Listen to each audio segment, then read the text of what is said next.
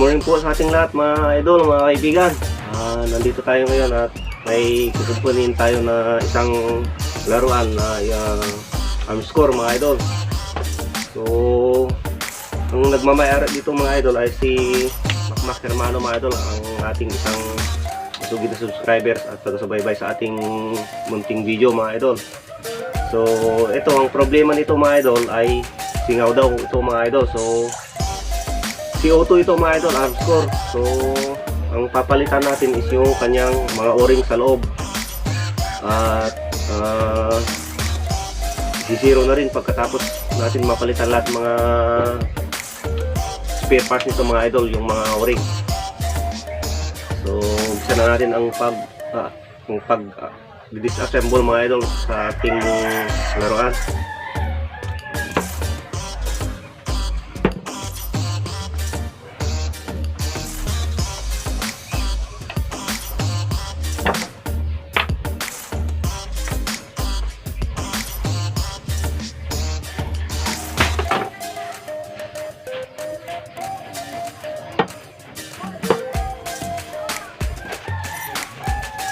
Tanggalin muna natin ang kanyang scoop mga idol para hindi sagabal sa ating pagkukumpuni.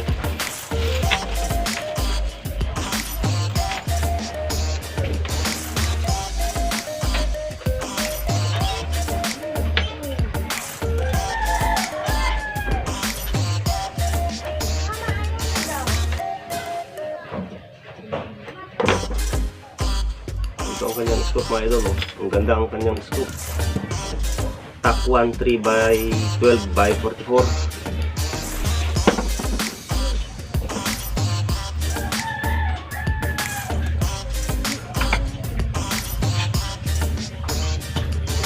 So, ang unahin natin mga idol para maiksi ang ating hinahawakan ay tatanggalin muna natin itong kanyang barrel.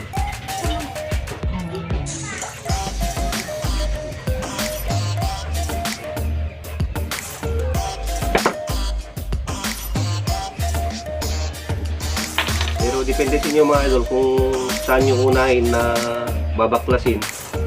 Pwede naman dito muna, pero ako ang gusto mga idol, ito muna para hindi masyadong mahaba. So, may alin din dito mga idol sa kanyang barrel lock.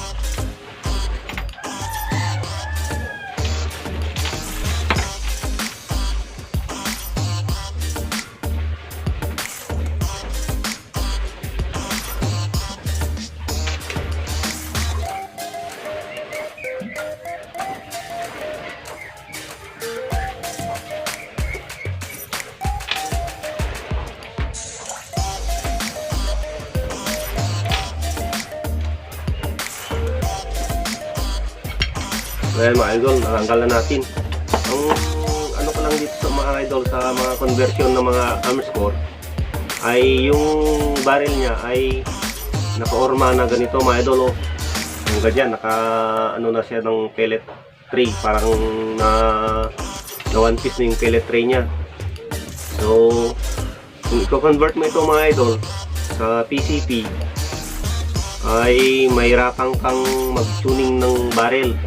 Kung baga hindi mo siya nung tawag mo, mai-index kasi naka-built-in na yung kanyang pellet tray sa kanyang transfer port.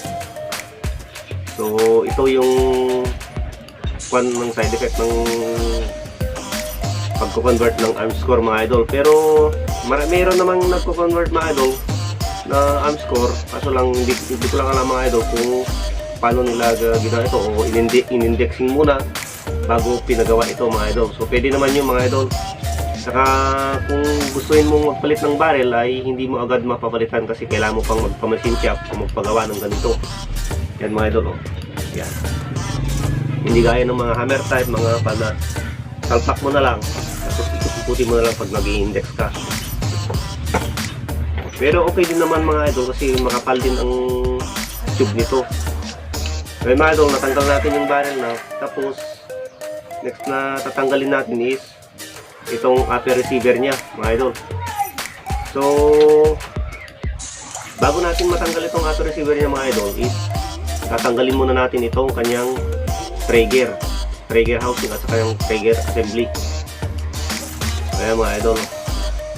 Sa pagtatanggal dito mga idol, hindi natin matanggal to kung hindi natin itong buong baklasin. Kasama na din dito kasi mga idol yung lock dito sa hammer spring nya.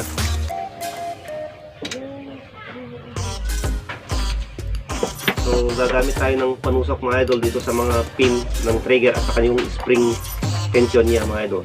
Dito. Dalawa yan. So tatakuha tayo ng panusok.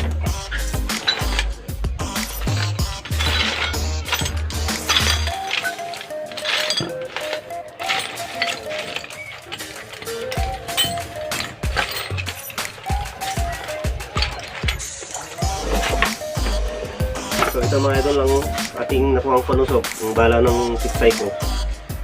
So tatanggalin natin.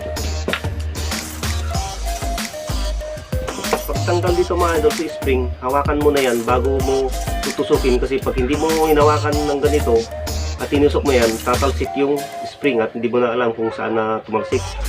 So bago mo yan tusukin, hawakan mo muna dito sa kanyang pinakabutas at bago mo tusukin. At gagamit tayo ng pliers mga idol. So ito para paghugot natin dun sa may pin. Ito, pin niya. Ito mga idol.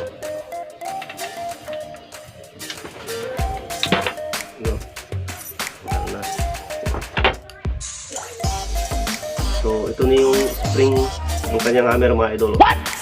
Ito yung pin. So ilagay na natin dito sa gilid. Tapos may pin naman ito sa trigger. So tusukin lang natin mga idol.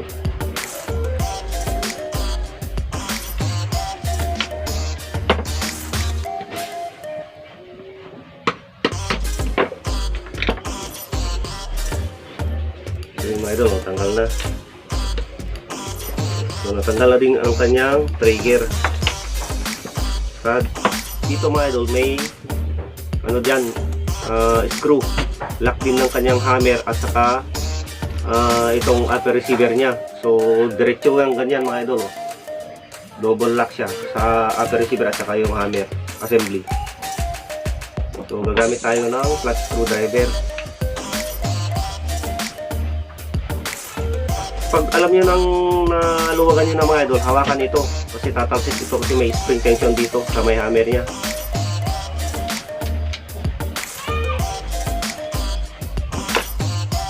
So ayan mga idol.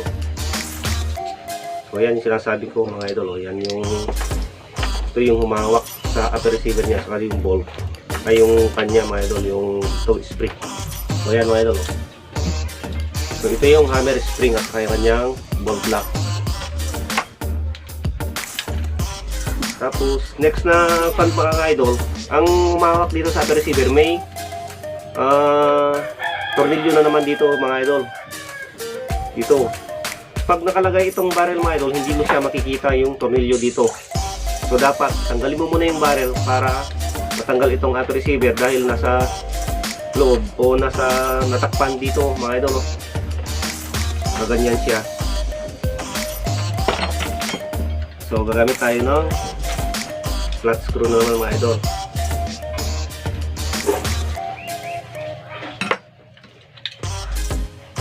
So ayan mga idol, natanggal na.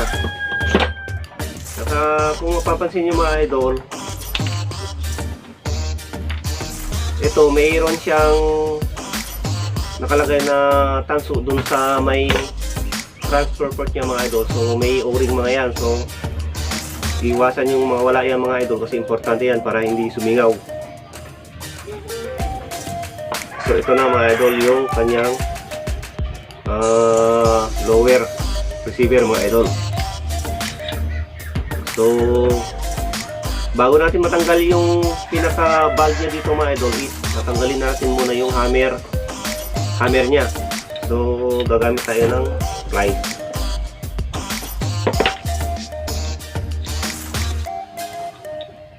Ayan mga idol. So yun na mga idol, natanggal na. So kung sa pagbalik naman mga idol ay merong butas dito, ito yung suotan ng kanyang spring. So hindi ka mawala o hindi ka malilito sa paglalagay sa hammer dito, hindi mo mapabaliktad kasi yung isa naman mga idol is yung kanyang kanal. Ito yung kanal na sumasabit dun sa trigger, so ibig sabihin ganyan yan mga idol. Tapos next na ano rin natin dito mga idol, so natanggal na rin yung upper receiver na to, yung valve na lang ang ano natin at saka yung firing pin assembly. So dito ano mga idol, gagamit tayo ng gato or vice grip para matanggal natin itong kanyang inlet valve. So ito medyo nalugan ko na mga idol, so tanggalin na lang natin. So ayan, hugutin lang natin ito mga idol kasi naka panlangit mo, naka boring type. So yun mga idol. So ito yung mga isa nating papalitan mamaya kung may makita tayong mga size dito sa ating mga o-ring mga idol, kalisan na natin. Kung wala, ito wala naman daw singaw, so try lang natin mamaya kung mayroong sakto. So yun mga idol, natanggal na rin. So ang huling pagtanggal dito sa pinaka valve assembly niya mga idol is gagamit tayo ng special tools na ito, rod, at pinipit natin ng parang flat screw kasi doon sa loob, yun yung kasi makikita mga idol, may parang kanal siya dyan na pag ikutin natin ng counterclockwise para matanggal natin yung kanyang pinaka yung mahawak dun sa firing pin at saka yung spring mga idol, yung parang valve housing niya mga idol. O yun siguro. O yan mga idol, o yan.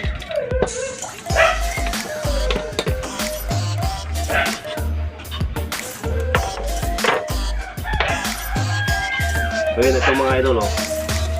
Yung sinasabi ko na kasi ito yung kanal na sinasabi ko mga idol, o. Yan. Yan yung kanal na sinasabi ko. Kaya gagamit tayo ng mahaba na parang flat screw para maikot natin. Yan natin dyan.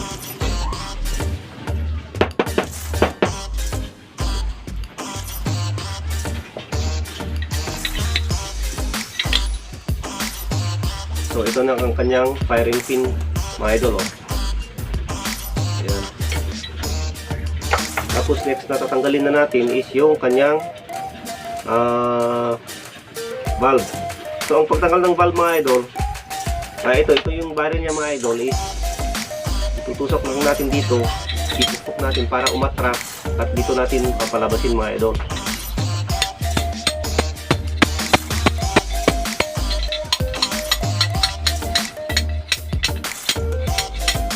So ito na mga idol, oh. So ayan mga idol, oh. So ito ang kanyang valve assembly mga idol. So yun, sira na yung kanyang o-ring mga idol, oh. Sira na. So ito ang papalitan natin.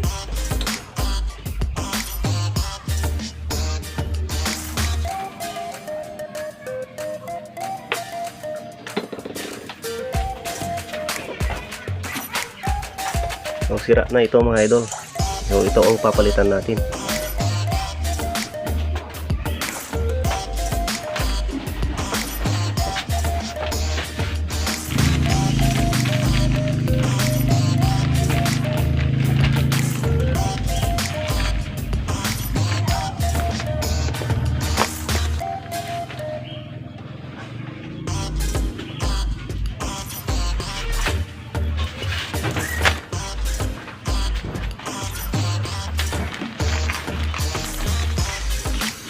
Sana may kasya sa kwan natin mga idol, sa o-ring natin para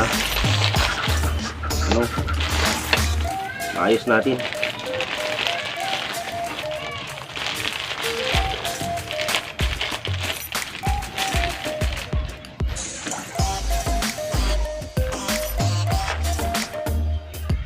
So hindi natin maayos ito mga idol kung wala tayong pamalit ng o-ring.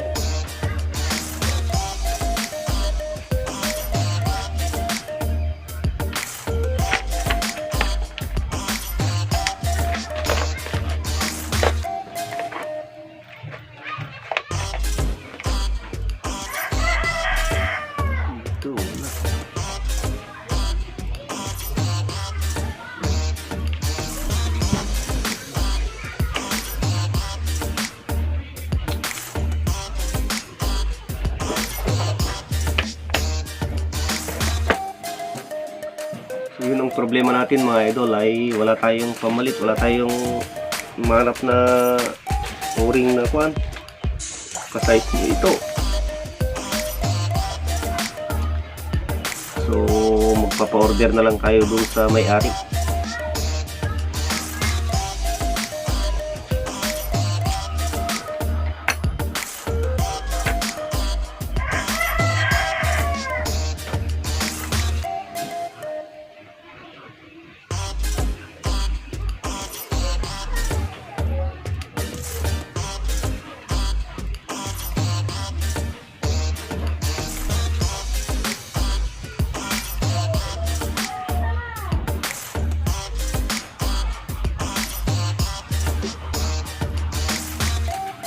So ganito, isang size lang sila. Dalawa lang ang o-ring niya sa loob mga idol, kaso lang isang size. Wala tayong ganitong kakapal. Ang kapal niya is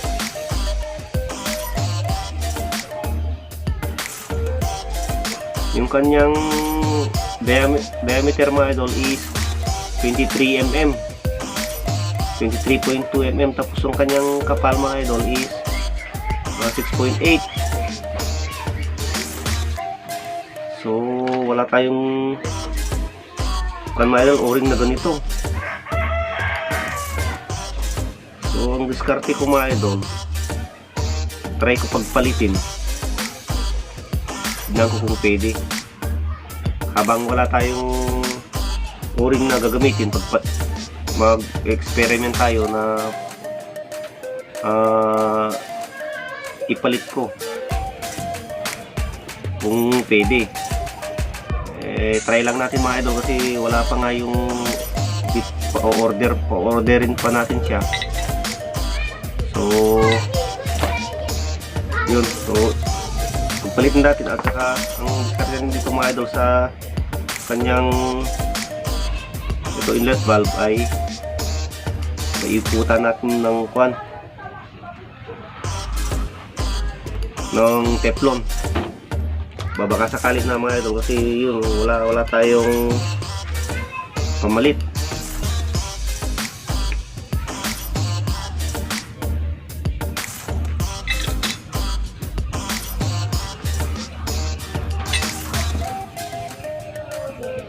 Sana effective ang ating pan mga idol. Ito. So try natin. Yung galing dito sa inlet na o-ring, ilagay natin dito sa kanyang valve assembly. So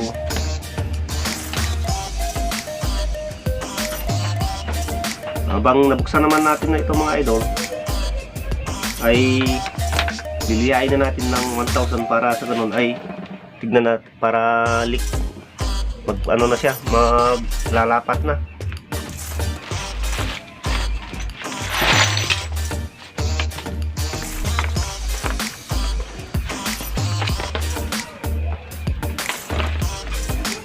So ganito lang gawin nyo mga idol pag gusto nyo hindi sisingaw dito para yung maglapat. Ang gawin nyo mga idol ay gaya magbutas ko ng ganyan dito.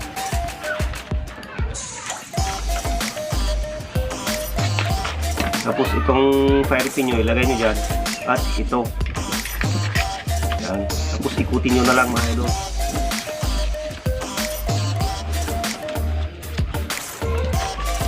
Tapos pagkatapos nito mga idol, pag nalinisan na yan, kaya ganyan,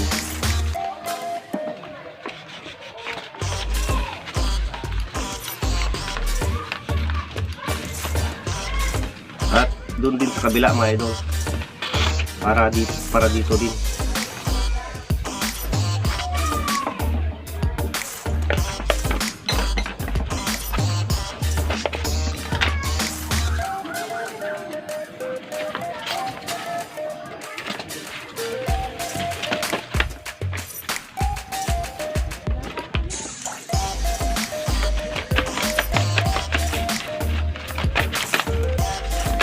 O kung mayroon kayong mga idol, yung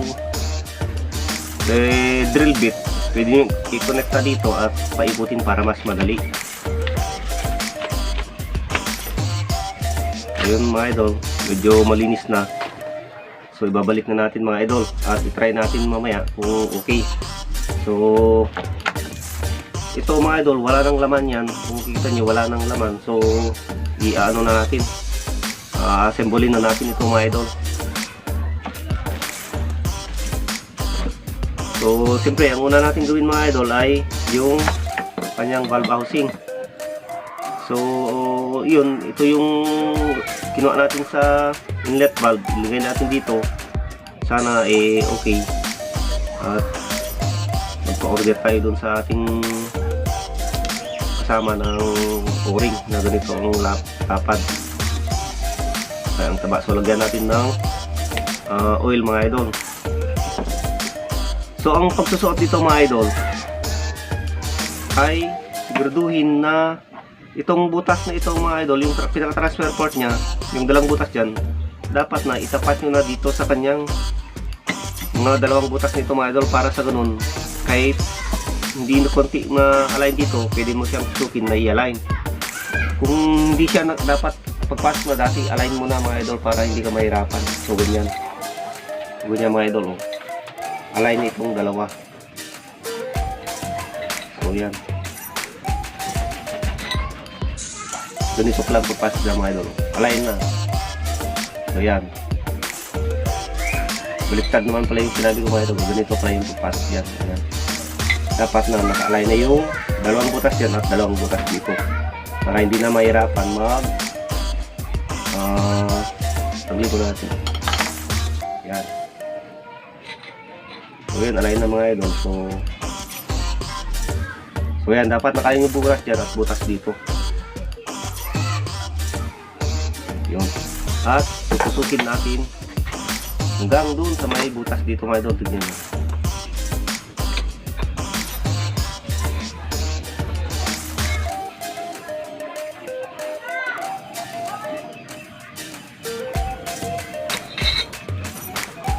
Yun mga idol, nag-lease konti pero madali lang yan kasi at least meron tayong pagtutusukan na ganyan siya. So yun, yung transfer port nito mga idol at pa yung lock. So yan mga idol, nagtapat na. So next na gagawin natin dyan ay yung kanyang upper receiver mga idol, at hindi yung hammer nya. So ito yung hammer nya mga idol. So ang paglalagay ay ganito mga idol, kasi dito yung lagay ng spring. Kaya nasasabi ko, ito yung lagay ng spring. So ibig sabihin, ganyan siya. Yan. Tapos lalagay natin yung kanyang lock dito sa taas. So ito yung mga idol.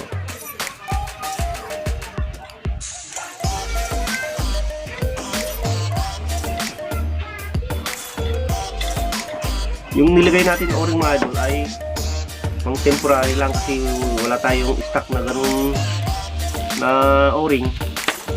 Ay magpabili muna tayo sa kanya at saka natin uulitin ito na i-reassemble. So yun, nalagay natin dito mga idol. Ay susunod na dyan ay ang kanyang upper receiver. So ito yung kanyang upper receiver mga idol. Ingatan lang yung kanyang transfer port na ito, yung parang tube. So ito ilalagay natin dito. Siguraduhin nyo mga idol na naka-abante yung bolt ninyo bago nyo ilagay dito, para kasi ito kasi mga idol nasa likod ng bolt ito. Yung bolt nito mga idol ay nasa likuran ito. So tintulak na lang ganyan.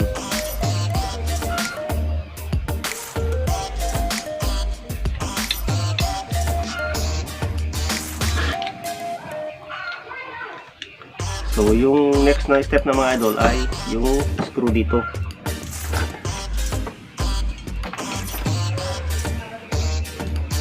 So yan.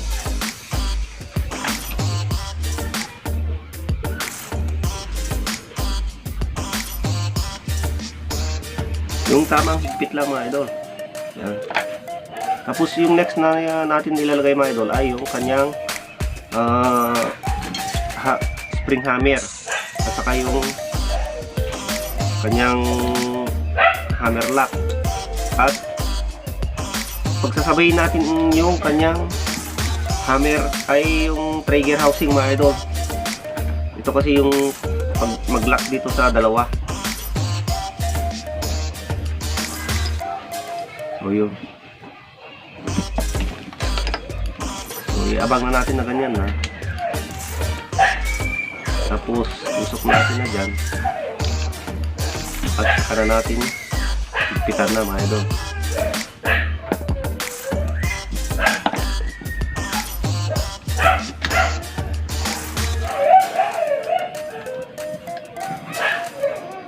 So yan, higpitan na mga idol.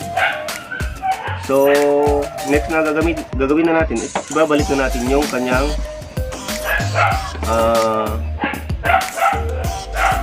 kanyang trigger.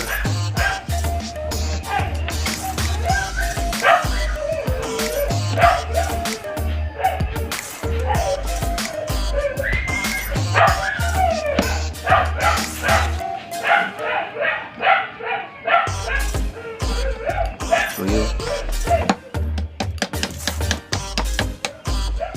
Tayo kanyang hammer spring ay trigger spring niya. Iabang lang natin dito mga idol at pukin natin pag ayun.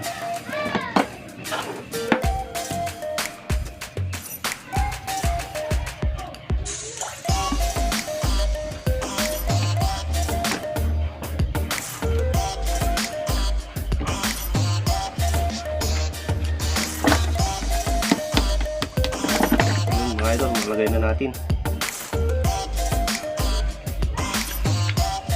kanyang mga idol, ito kanyang firing pin. So dito ilalagay natin dyan.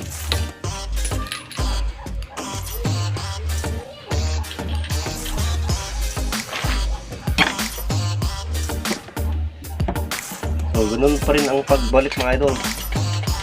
Clockwise naman ang kanyang paghigpit.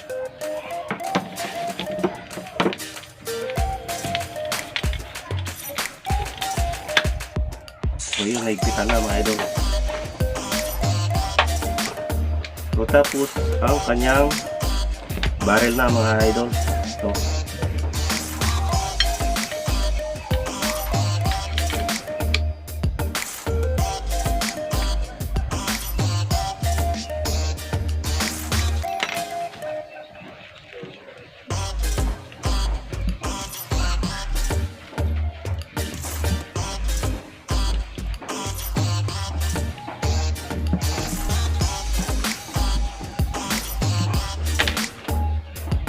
at ito kanyang barrel band mga idol.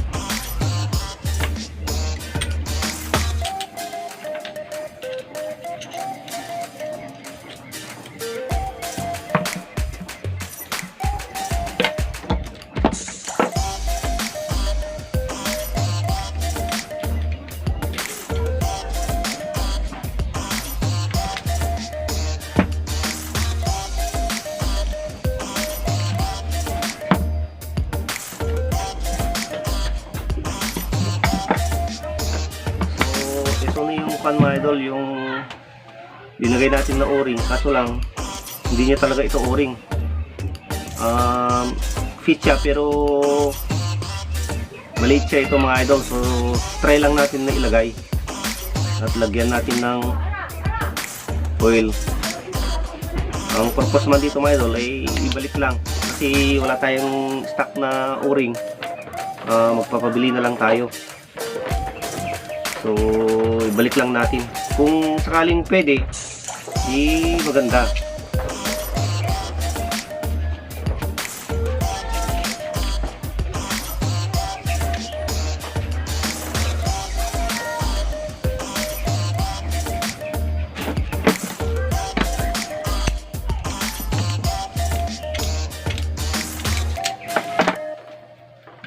So yun mga idol, tapos na. So next na gagawin natin dito mga idol ay i-try. Pero ang problema dito mga idol, wala tayong CO2. So para maligtas lang natin ay lagyan natin ng ito fittings dito para tignan lang natin yung kanyang ligtas. At ang ilalagay lang natin mga idol ay mga 500 PSI lang. Ang ligtas lang natin kasi kaya hindi pa nga condition yung o-ring niya dito. So hanggang dun lang mga idol, 500 pang liligtas lang natin. Kung wala siyang leak sa 500 PSI, ibig sabihin mahuhold niya yung pressure dun sa CO2.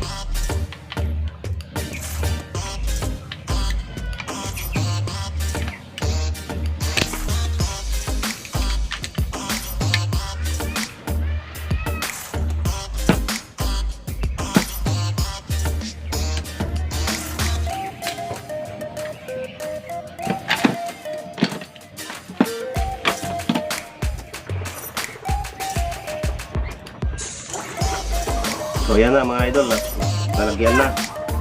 So bubombahan natin. Kunin ko lang yung aking hand pump mga idol.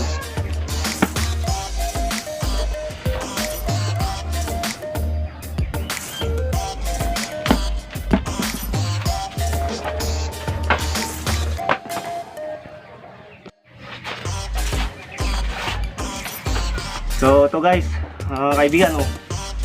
So nabombahan natin ng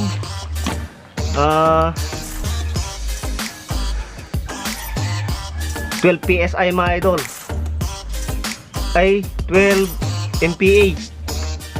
So ewan ko yan kung ilan na sa 1.5 yata yan mga idol yung nilagay natin, 12 MPa na. So equivalent to 1.5 PSI yata yan mga idol. Nasobrahan pa natin. So yan, nakargahan na mga idol oh. So tignan natin kung walang singaw.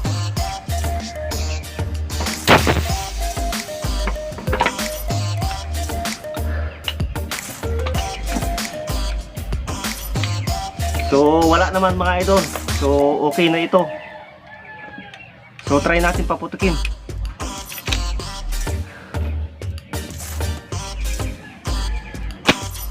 So yun mga idol oh. Parang valve block pa yata. Kasi mataas pala yung kinarga natin.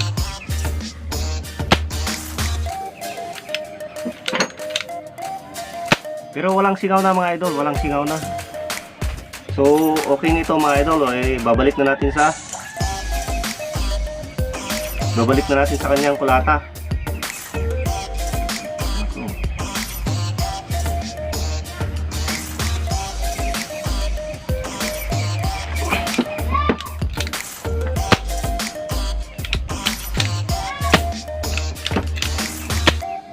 So yun, okay na mga idol oh. So, salamat sa inyong panonood at subscribe man po ang aking munting channel. Malamig Tribes and Fishing TV po. Hanggang dito lang po at effective naman ng ating pagre-repair. So, sabihin natin dun sa may-ari na bibili na lang siya ng o-ring kasi wala tayong o-ring na bago na linagay. Yung isa ay kwan lang. Pinatsambahan lang natin dun sa yung isa. So ito, kung putok naman na mga idol.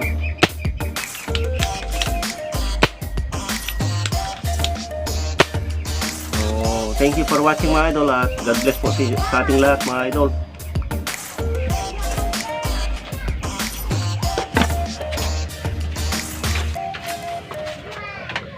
O nga pala mga idol, sa mga nangungumusta dito kay Shadow, okay na ito mga idol, hintayin nyo na lang yung group test nito. At mayroon akong ginawa dito mga idol, kaya gusto kong ipakita sa inyo yung kanyang abilidad. So abangan nyo na lang mga idol, wala pa tayong time. Priority lang natin itong inayos yung laruan ng kasama natin. So ito, tumatama na din ako dito mga idol, kaso lang meron separate ako video na gagawin para dito mga idol. So hintayin niya lang po at okay naman na itong Shadow, may konting kulang pa lang pero magiging okay na ito pag Basta ipapakita ko na lang sa inyo yung groupings nito mga idol pag may time tayo mag-linking. So salamat sa mga nangungumusta kay Shadow at andito pa rin. Sana nandiyan pa rin po kayo mga idol at salamat sa inyong panonood.